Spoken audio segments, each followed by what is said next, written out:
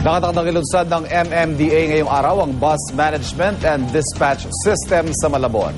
Layo ng sistemang ito na mabawasan ang mga kolorom na bus. At may live report si Dano Tingkungko. Dano?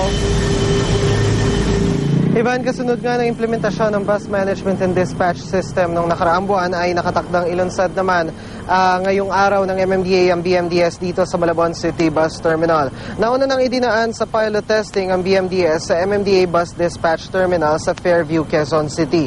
Layon daw nitong bawasan ang bilang ng mga bus sa kalsada, lalo na mga kolorum, at mapigilan ng mga bus driver na may maraming traffic violations na makapamasada pa.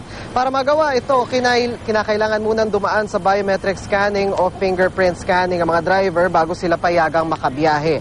Tanging mga driver lang na may 3 unsettled traffic violation pababa ang papayagang makabiyahe. Ang impormasyon ng bawat driver nakarehistro sa PUB Drivers Data Bank ng MMDA na nakalink naman sa database ng iba ang ahensya ng gobyerno tulad ng LTO, LTFRB at NBI. Para mabawasan ang bilang ng mga bus sa kalsada, papayagan lang ng sistema ang paglabas ng bus sa terminal kada 10 minuto tuwing rush hour at kada 15 minutos kapag labas sa rush hour.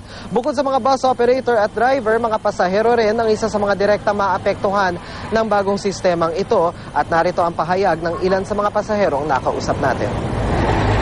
Siguro mas maganda, mapapaganda yung system, magbiging maayos yung daloy ng traffic. Okay lang yun kasi mapapabilis po yung biyahe.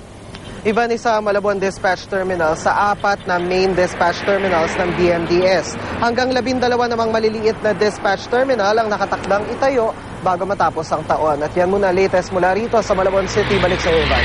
Maraming salamat, Dano Tingkungko.